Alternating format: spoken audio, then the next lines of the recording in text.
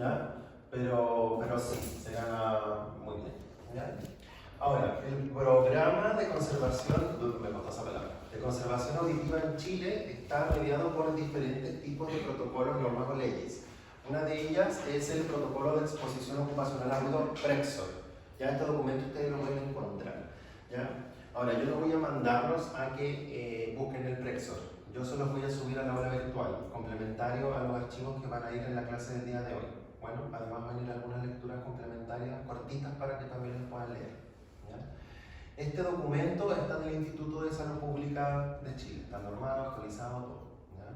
Ahora, ¿cuál es el objetivo del Prexor propiamente tal? Contribuir a disminuir la incidencia y prevalencia de hipoacusia de origen ocupacional a través del establecimiento de criterios comunes, líneas de acción, recomendaciones para el manejo integral del trabajador expuesto a ruido, con la finalidad de preservar la salud auditiva. ¿Ya? ¿Por qué es tan importante esto?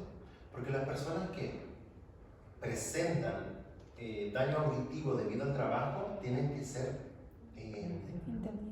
indemnizadas, compensadas. Indemnizadas, esa es la palabra. Ya tienen que ser indemnizadas y la indemnización puede ser fabulosa siempre y cuando tú tengas una alteración muy grande. ¿Ya? Entonces, por eso es que hacen todos estos programas de conservación auditiva donde todos los usuarios que se someten al ruido todos los años van pasando por audiometrías de control. Si se detectan pérdidas auditivas, pasan a otro tipo de audiometría hasta que pasan a la audiometría de confirmación y diagnóstica, en donde finalmente te dicen cuál es tu nivel de pérdida, te dicen el porcentaje de discapacidad que tienes y mediante ese resultado, que vamos a saber cómo se hace, ¿ya?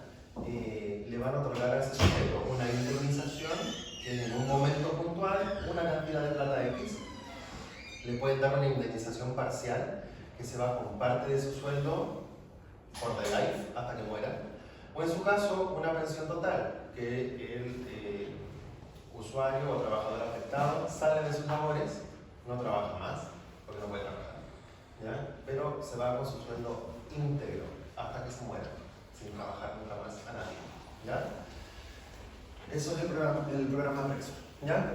Para cuidar, obviamente cuidan los dineros que se pagan, ¿ya? Por eso es que se tiene que hacer una certificación en esto, porque al fono o tecnólogo médico que trabaja en daño auditivo por ruido de tipo ocupacional, no le pueden llegar personas que mienten. ¿Ya? No puede ser que una persona llegue a esa instancia y mienta, alterando los resultados audiométricos y salga indemnizada. Porque si llega a suceder eso y se dan cuenta de que la persona efectivamente nunca tuvo una pérdida, con audiólogo, además de perder la certificación, tiene el riesgo de perder el cartón y odio profesión. ¿Ya? Por eso hay que tener mucho cuidado al hacer este tipo de procedimientos. ¿Ya?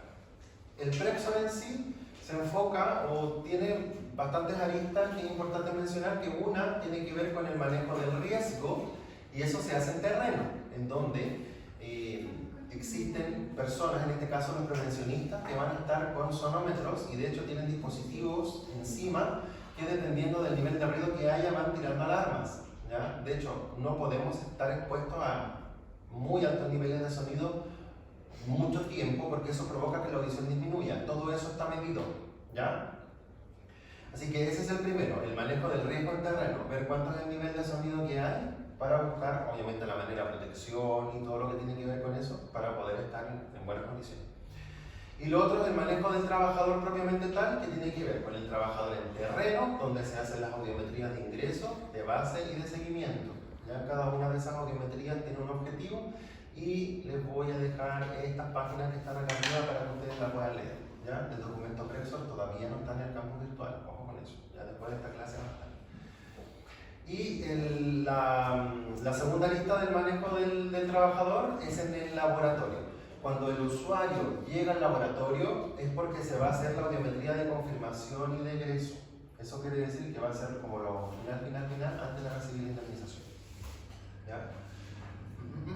De confirmarse que el usuario tiene una pérdida auditiva inducida por ruido, eso significa PAIR, ya la vamos a ver en patología auditiva. Ya el Prexor lo deja de cubrir, por eso dice ahí, el trabajador sale del Prexor. ¿Ya? Porque ya se detectó la necesidad que existe. ¿Y qué pasa en ese momento? Sale del Prexor y ahora empieza la evaluación auditiva médico-legal. Esa evaluación auditiva médico-legal, que tiene esa sigla, EAML, es en donde al usuario se le toma la audiometría, se sacan los niveles o valores que se necesitan, se hacen los cálculos y finalmente, mediante el resultado, se determina si esa persona va a ser indemnizada en base a los tipos de indemnización que existen o no. ¿Ya? Debo además mencionarles que toda persona que mienta en esta evaluación ocupacional queda fichada. Eso quiere decir que entra a un sistema de identificación de simuladores y disimuladores. Si ustedes mienten en Santiago y se van a tomar un examen al sur, cuando busquen su nombre, va a aparecer simulador o disimulador. O sea, sonorísimo. No puedes mentir al sistema. Entras a un registro nacional. ¿Ya? Eso. ¿Qué más iban a decir de eso? ¿Saben la diferencia entre simulador y disimulador? ¿Cuál es el simulador? El que escucha bien pero quiere pasar por sordo. Simulador. Exacto. El que escucha bien pero quiere pasar por sordo. ¿El disimulador? El que no escucha pero quiere pasar como si estuviera diciendo normal. Exacto. Esas son las definiciones. Disimulador. Disimulador.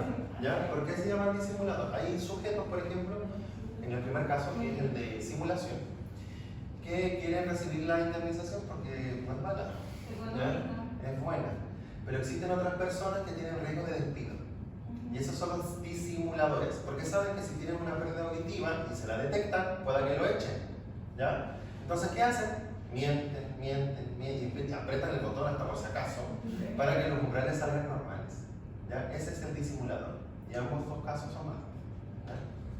Bueno, la evaluación auditiva médico-legal se encuentra bajo el marco de la ley 16.744, ¿ya?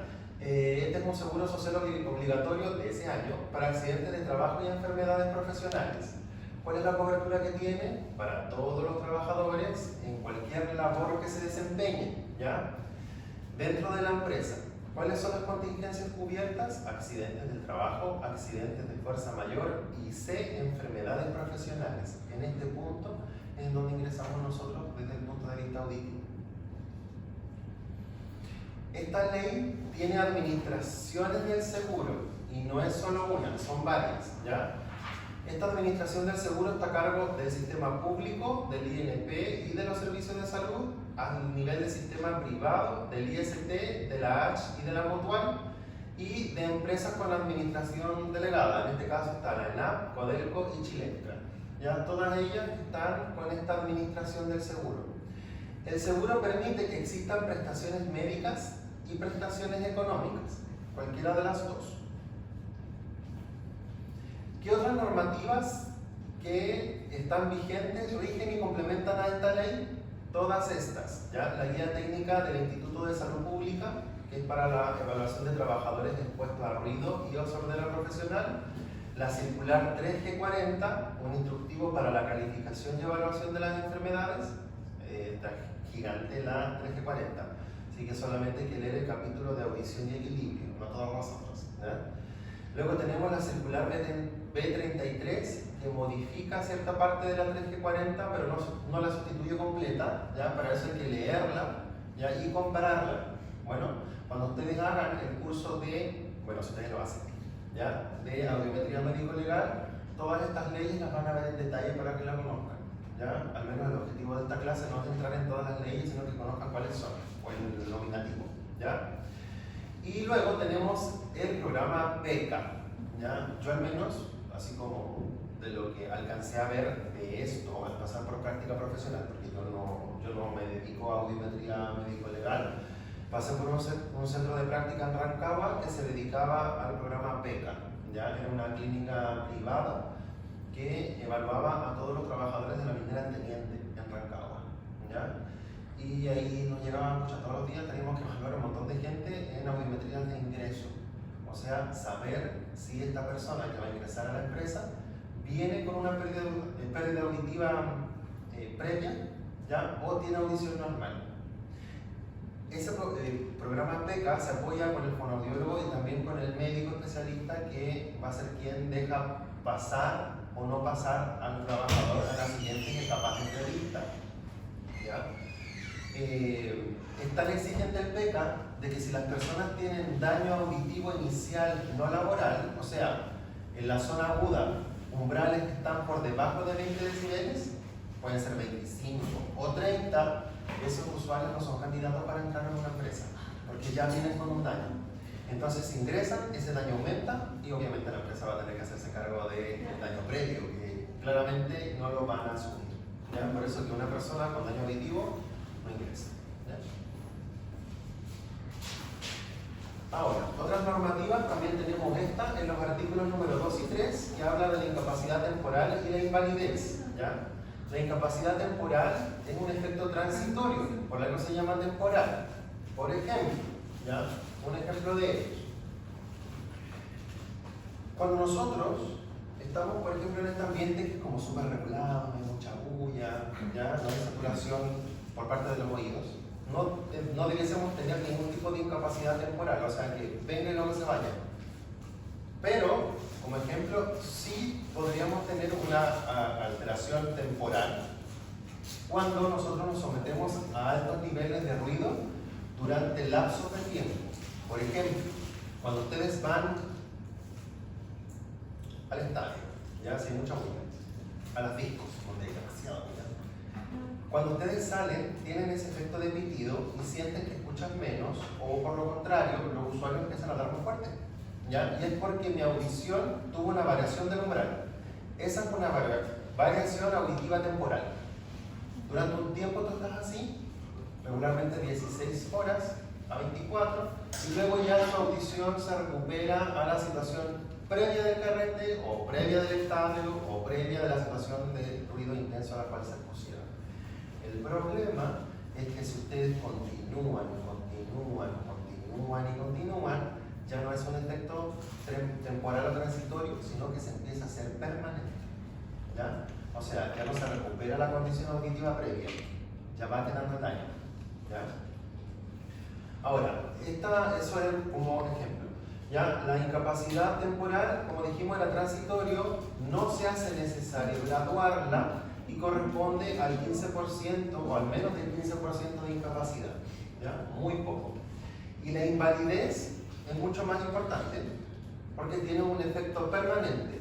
¿Ya? No es que después que pasa un tiempo el usuario vuelve a la situación previa. No. Se dañó y no hay remedio. ¿Ya? Ese efecto permanente o invalidez debe ser graduado, y tiene que ser mayor o igual al 15% de incapacidad. Ese porcentaje de incapacidad nosotros lo vamos a calcular. ¿Ya? Ay, que se me achicó la letra. ¿Ya? La evaluación auditiva médico-legal se hace mediante una evaluación audiométrica desde el punto de vista de nuestra profesión. ¿Ya? Está hecho para trabajadores que tengan hipoacusias neurosensoriales, esa es la sigla, con audiometría médico-legal de confirmación positiva. ¿Ya? Eso es lo que dice el Prexo. ¿Ya? La audiometría médico-legal de confirmación positiva es la que dice sí, este usuario tiene una pérdida auditiva real. ¿Ya? ¿Cuál es el objetivo de la evaluación auditiva médico-legal? Que es este último paso, determinar si el daño auditivo que presenta el usuario debido al ruido puede o no puede ser indemnizado. ¿Ya? Ese es el objetivo de hacer cálculos. ¿Ya? En esta clase vamos a hacer cálculos. Procedimientos de vigilancia ocupacional.